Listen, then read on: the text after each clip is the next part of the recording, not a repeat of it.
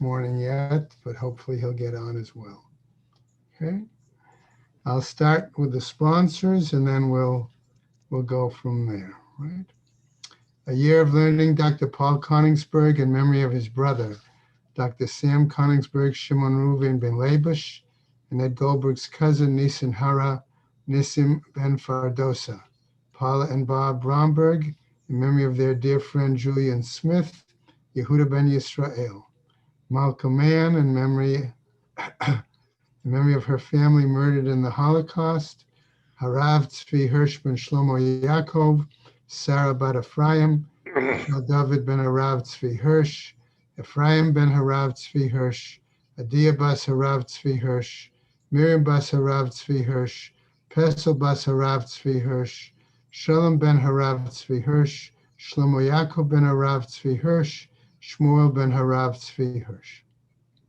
Many friends of Dr. Marvin Blush, Moshe Shalom ben Yitzchak Halevi, friends of Toby Peres, Sarah Tova bat Yisrael Dov, friends of Malka Levi, Malka bat Yosef, friends of Avi Gitler, Avrameir ben Shimon, Shel Shur, her children and grandchildren, in memory of her uncle, founding member of BRS, Dr. Israel Brook, Yisrael ben Harav Akiva.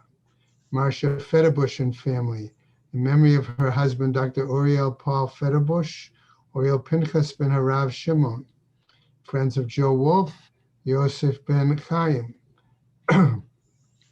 Sharon and Fred Lisker, their family and many friends, in memory of her dear mom, Harriet Friedman, Elbas Yaakov. A Month of Learning, sponsored by Jill and Perry Meltzer, in memory of her father, Yaakov ben Yosef. By B. Pizer, in memory of her mother, Razel bat Shammai, and her stepfather, Avram Michal ben Shmuel Halevi. Josh and Carol Sanborn, in memory of his mother, Chiena bas Aryeh Leib, and his father, Shmuel Aryeh ben Baruch. Mel and Haran Haller, in memory of his mother, Fega bas Yaakov. Andrea and David Dolney, in memory of her mother, Edel Tzina bas Shimshon. Have a Week of Learning by Mark and Catherine Linder, in memory of his nephew, Eretz Paul ben Surlus. And today being the 1st of March, a Day of Learning by Jack and Sheila Prince, in memory of his mother, Leah Elka bat Yisrael. May the Shemas have an Aliyah, Kranker Rafia Velti Yashir Hashem Atzliah, Lechol B'nai Israel, a good Gaben Shtiyar. Amen. Amen. Also, the other day, from Friday, Carol and Paul Schwartz, Day of Learning was presented with best wishes for a happy Purim to all Torah orphans. So, may Shema have an Aliyah, Kranker Rafia Velti Yashir Hashem Atzliah, and L'chol B'nai Israel, a good Gaben Shtiyar. Rain again. Okay. Morning, Harvey. Morning, Harvey. Okay. We've got the time this morning, and it's a short daf. It's actually one of the shortest we've had. I'm only afraid that by the time we go through it, it'll take that long for the other guys to get on. Okay. So, just want to just a very quick review, and then we'll pick up to today's daf. Okay. Remember, we talked about whether the language in the Mishnah was Erev or Arve Psachim. Then we pointed out that the argument seems to be defining the time, that our Mishnah spoke about it being Samuch LeMincha, like a half hour before the start of Mincha, whereas the Braitot, however, gave different explanations. Okay, one Braita said from the time of Mincha onwards, and the other Braita said clearly from, according to Rabbi Yehuda, from ninth hour of the day onwards. Okay. Right. So we saw there was two attempts to explain what was going on, one by Rav Huna, okay, and one by Rav Papa, all right? And then we saw that the Gemara decided to bring a challenge, okay, to Rav Papa's explanation, okay? And that's what we started at the bottom of Tzadi Tet Amud Beis, where they said, well, maybe it's not the correct version of the Breita, okay? Right? Or I could have argued maybe even not the correct version of the Mishnah, right? And that clearly we could argue because of the question of Erev and Arve, right? Dilma Mishabashtahi said on the top of Kaf Amud Aleph. Maybe it's a incorrect version of the Breita or even the Mishnah, okay? Amarle Merimar, we said, okay, as we did this finishing yesterday. Merimar v'itema Rav Yima. Others said it was Rav Yima. Okay. Ana iklai the Pirkei de Rav Pinchas Berei de Rav Ami. I happened to attend the holiday shiur. Okay. Remember they had 2 periods during the year. Okay. That the people would go and listen to shiurim. Not that they couldn't go other times, but if they were working or farmers, things like that. Okay. And what happened, he says, that they recited Vakam Tana. A Tana got up and recited the text in front of him. Vatane Kame, Bikiblamine. Okay, and he accepted the version that he said. And then we stopped the Hachikasha. Indeed, this is a problem. Okay, so it seemed that we challenged Rav Papa's explanation, which would imply that perhaps Rav Huna's explanation is valid. But the Gemara is now going to pick up and it's going to continue and raise the following question. Ela mechavarta kide Rav Huna. As a result, this would seem to be that the explanation presented by Rav Huna was the clearer one, okay? That was the more valid one, right?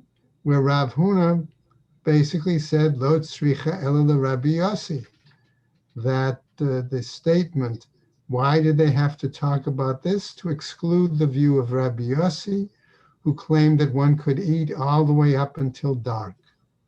And that would seem to imply, regardless of whether it was Erev Pesach or whether it was Erev Shabbos or Erev Yom. Okay? That's sort of where we left off yesterday. Okay? Now, Ula Rav Huna Minecha asks the Gemara, and according to Rav Huna, do we say it's so to speak, easy? Is that really such a fluid answer? V'hamar Rabbi Yirmiyah Amar Rabbi Yochanan. But didn't Rabbi Yirmiyah say, citing Rabbi Yochanan, V'itema Amar Rabbi Abahu Amar Rabbi Yossi Ba Rabbi Chanina. Okay, but didn't, okay, perhaps Rabbi Yossi in the name of Rabbi Yochanan, and others say it was Rabbi Abahu in the name of Rabbi Yossi Ba Rabbi Chanina, the following, Halacha ka Rabbi Yehuda be'erev Pesach, v'halacha ka Rabbi Yossi be'erev Shabbos. Okay? So to speak, splitting the difference. Okay, that clearly there has to be a larger separation of time. Okay, so that one fulfills the mitzvah of eating matzah.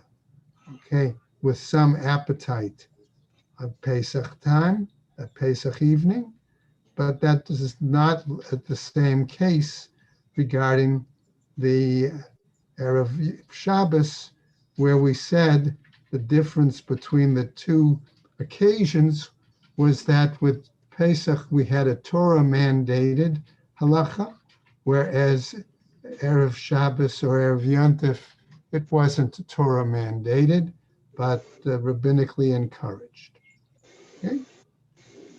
So having suggested that, okay, what happens? The Gemara does not seem to be totally satisfied with that purview. Miklau, he says, right? So the Gemara then, as I said, gave that answer. Halacha k'Rabbi Yehuda b'erev Pesach, halacha k'Rabbi Yossi b'erev Shabbat. And now the Gemara picks up. Halacha k'Rabbi Yehuda b'erev HaPesach. Do we really seem to imply that the law is like Rabbi Yehuda? Okay, which would mean that it would be from Mincha the Mala, okay, or Samuch Mincha. It's not clear still, okay. Miklal de Palig Rabbi Yossi B'Travahu, because we have to assume that Rabbi Yossi argues with Rabbi Yehuda in both situations, namely Erev Pesach and Erev Shabbos and Erev Yom Tov. No, says the Gemara. Maybe that's not the essence of their argument. Halacha miklal de plige bahafsaka. No, the law is such because their argument is about making a interruption. Now, what is this interruption? It's a situation where if a group is gathered on Friday afternoon to have a meal, and while they're eating, Shabbat is starting, must they interrupt that meal and start a new meal for Shabbat? Or is there something else that they can do to show that they are beginning a new phase, let's say, of an existing meal for the purpose of Shabbat? So let's see what the Gemara tells us. Tanya, as we say in a Braita, Mafsikin l'Shabbatot divrei Rabbi Yehuda. According to Rabbi Yehuda, we must break off, let's say, a late afternoon Friday meal if Shabbat starts, and then do what we need to do to begin a brand new meal, which would imply making Kiddush, making another motzi, maybe even removing the table and putting a new table, all of these things, okay? So let's see what happens. Rabbi Yossi Omer, ein mafsikin. But Rabbi Yossi says one does not have to interrupt. So now the Gemara tries to bring us a story, an incident, to give us some explanation. U'ma'aseh b'Rabban Shimon ben Gamliel, v'Rabbi Yehuda, v'Rabbi Yossi. So the three of them were together having a meal on Friday afternoon. Shahayu mesubin ba'ako, and they were gathered to having a meal late Friday afternoon in Akko. V'kidesh alehem hayom, and the day became sanctified. In other words, Shabbat was starting.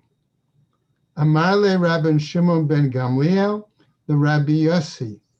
So Rabban Shimon ben Gamliel says to his colleague Rabbi Yossi, Berebbi.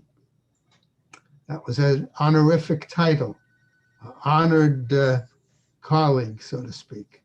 Ritzoncha nafsik v'nichush l'divrei Yehuda chavereinu. Is it your will that we should interrupt, break off, and be considerate of the view of Rabbi Yehuda, our colleague? Amarlo. So Rabbi Yossi responds as follows. B'chol yom v'yom ata mechabev divarai lefnei Rabbi Yehuda. On a regular daily basis, you tend to embrace, welcome,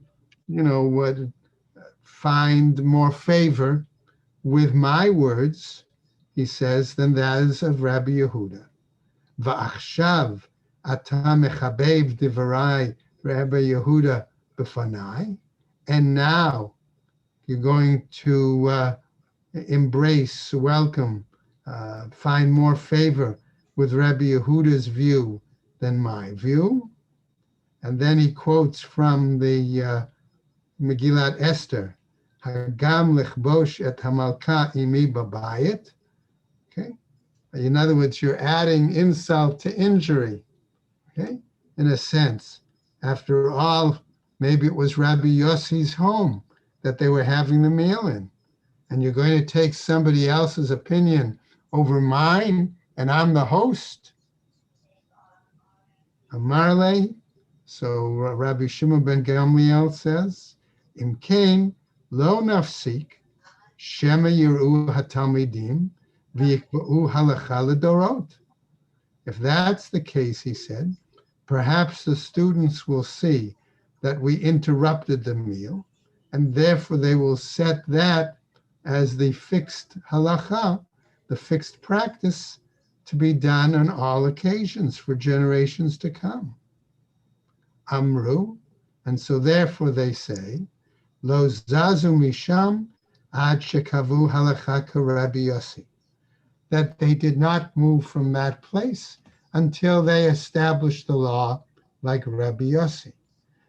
Now, that may very well apply to Erev Shabbat, okay? And previously we saw the Gemara saying that on Erev Shabbat the law was like Rabbi Yossi.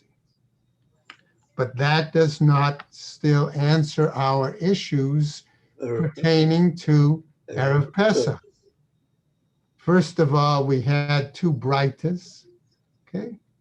But it does at least imply that perhaps Rav Papa's answer may not be appropriate about saying that our Mishnah is according to Rabbi Yehuda, okay? Now, Amar Rav Yehuda, Amar Shmuel. So Rav Yehuda now answers in citing Shmuel as his source. Ein halacha lo ka Rabbi Yehuda, velo ka Rabbi Yossi. Okay, so Rav Yehuda, okay, who is an Amora, okay, citing in the name second or third generation Amora, citing in the name of Shmuel, a first generation Amora, citing a statement that he said that the law is neither like Rabbi Yehuda the Tana nor like Rabbi Yossi the Tana. Ela pores mipnei mapa umikadesh.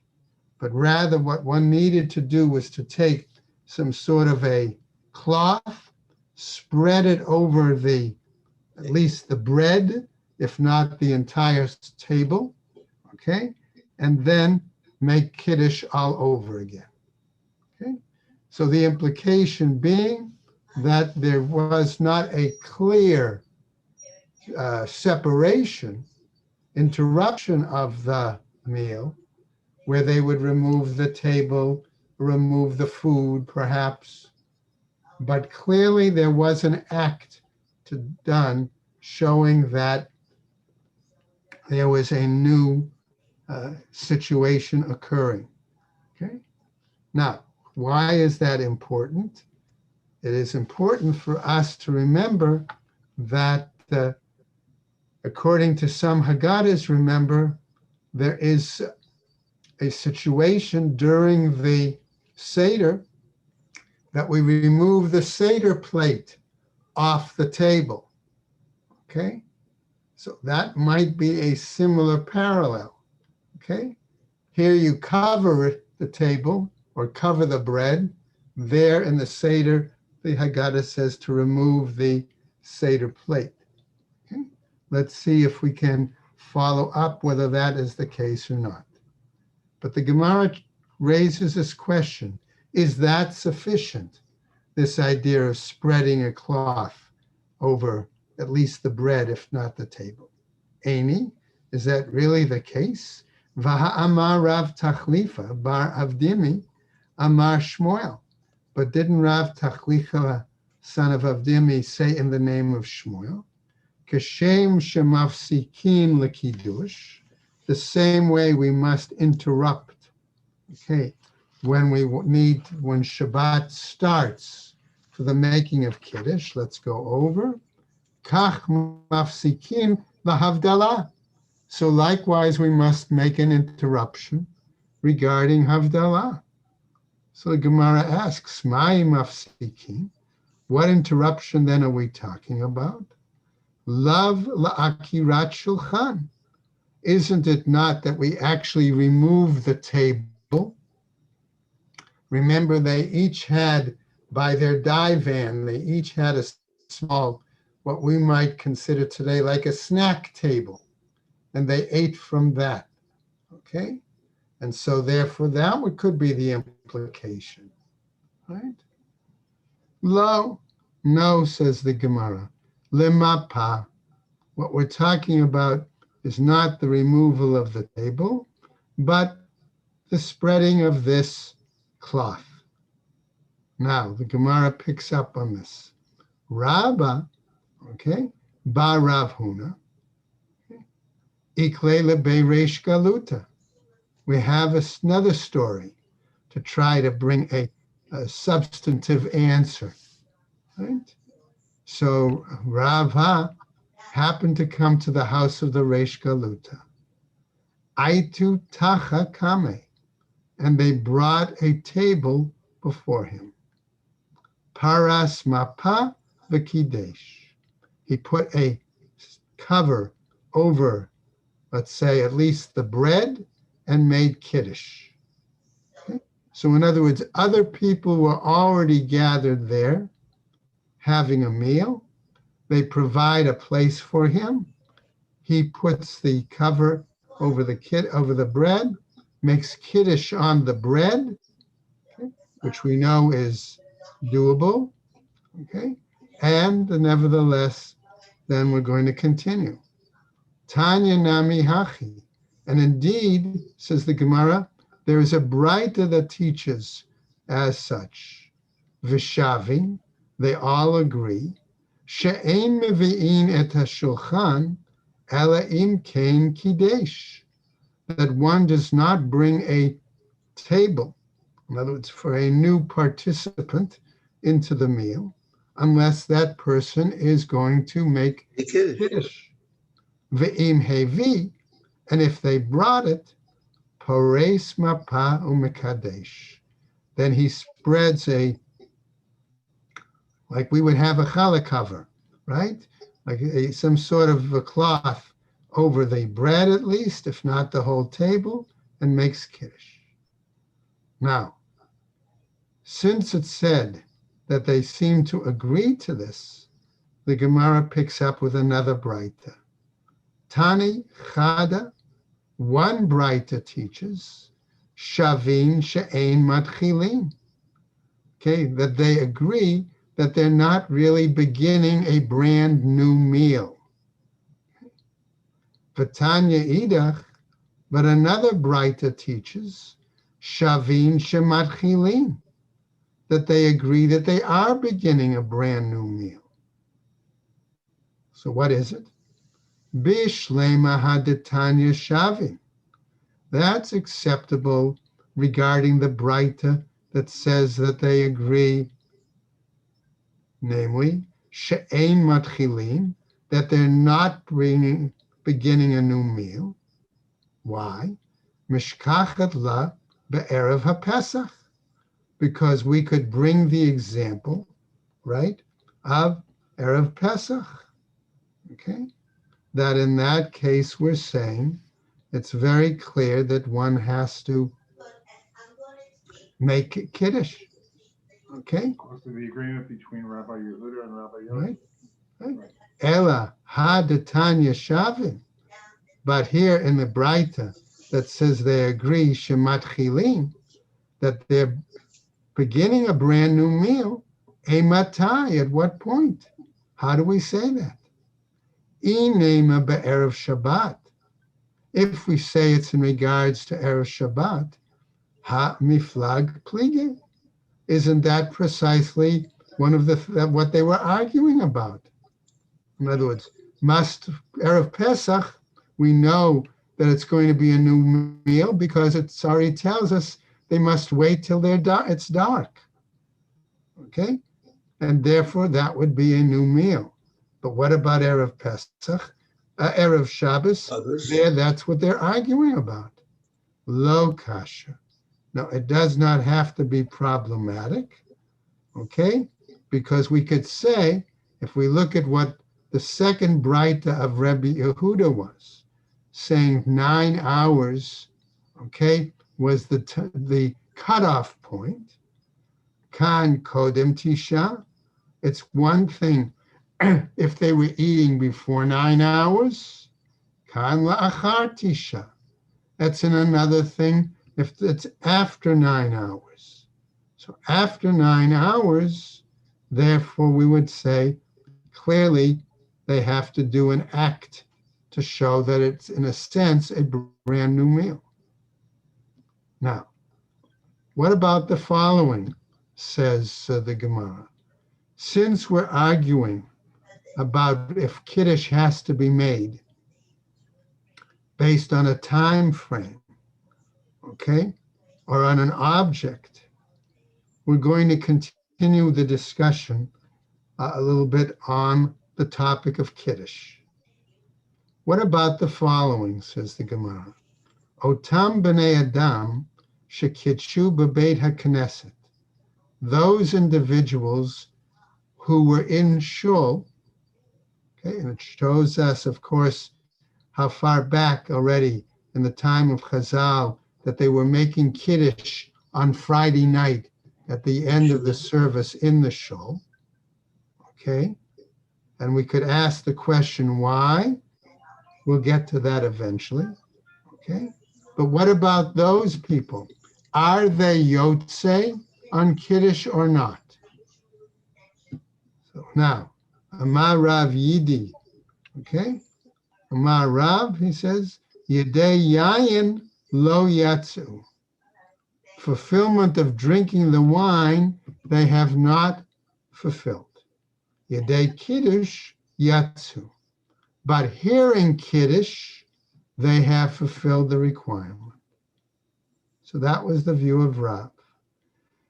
Ushmuel Amar, and Shmuel says in response, we'll go a little bit on the top of Kaf Hei Amud Aleph, Yedei Kiddush lo yatsu, that they did not even fulfill the requirement of Kiddush, never mind fulfill the requirement of drinking wine.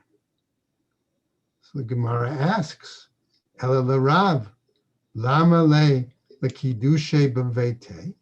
If that's the case, according to Rav, who says that having heard Kiddush in the shul, they fulfilled their requirement, why then is it necessary for them to make Kiddush at home? Kedei lahotzi banav u'bnei beito, in order to satisfy and carry out the obligation for their children, okay, and members of their household. Okay, and let's just finish up. Ushmuel, lamale lekidushe b'vei kanishta. If that's the case, if Shmuel says that they have to say Kiddush at home, clearly because they don't fulfill either Kiddush or drink from the shul, why then even do it there in the shul? All together. Okay? La'afuke orchim yodei chovatan ta'achlu v'shatu v'ganu b'beit kanishta. Okay? That in order to fulfill the requirement for those guests, okay, that ate and drank and slept over by the synagogue. Now, there's an interesting, just a quick sideline here, that one of the Art Scroll comments, but people are not supposed to be doing that in a synagogue. Right. Right? So the answer is, remember that in a synagogue, particularly in the days of there were anterooms or there were side rooms in the courtyard where people could travel. It was sort of like a Jewish B&B, a Jewish bed and breakfast, where people could spend Shabbat, okay, if they were travelers, and there were rooms there where they could sleep for Shabbat and then continue after Shabbat or on next day on their journey, and therefore they would have the food there. So that's the answer that is given. And we're going to stop right there for today, and then we'll pick up tomorrow, okay, as we'll begin to see a discussion on the question of if you make a Kiddush, okay, in one place, or you hear Kiddush in one place, do you need to make it in another place? Okay, so for example, a good, we'll see a few examples that the Gemara is going to give, but we can relate to this from the point of view of, let's say, okay, you hear Kiddush and Shul, but you're not eating there. You're going to go home and eat in home. Are we going to get now to the principle of we make Kiddush b'makom suda, in the place where we eat? And that's where the Gemara is going to take our discussion as But well. another example is if you make a Kiddush on your way home, you stop at somebody's house and make Kiddush, you have to make, then you have to go home and make Kiddush again. Right, unless they serve you something. Unless they serve something right. substantial. So how much food is Good considered a point, meal? Bob. Somebody else wanted to have a good comment. Bob or is How it? much- I said, how much food is considered a meal? How much food is considered a meal? Good, Steve. Good question. We're going to see. Is the Gemara going to address that? Yeah. Right? To be able to say that. All right, so we'll pick up tomorrow again on Kaf Aleph Amud Aleph. Everybody have a good day, stay well, and take care. Thank you. Have a good day. Take care. Bye, everyone.